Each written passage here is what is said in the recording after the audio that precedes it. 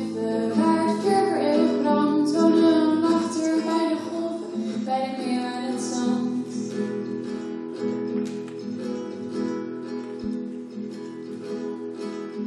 In de toren op de kliffen waar het vuur voor eeuwig brandt, woonde een wachter bij de golven, bij de meeuw en het zand.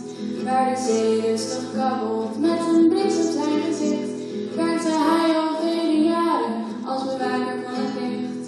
Alle dagen was hij bezig, vele nachten werkte hij door om het vuur wakker te houden, zodat geen schip de weg verloor.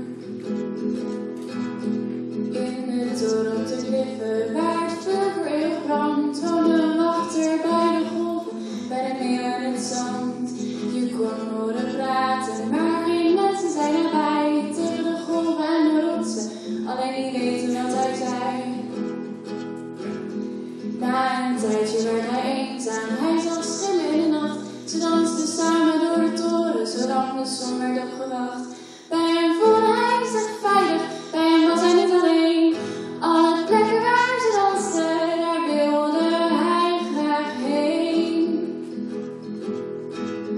In het toren op de kliffen waar het vuur voor eeuwig brandt, woonde een wachter bij de golven, bij de meeuw en het zand. Ook hij zal dansen in het maanlicht, elke nacht vanaf die tijd. En toen een nieuwe wachter aankwam, vond ook hij hetzelfde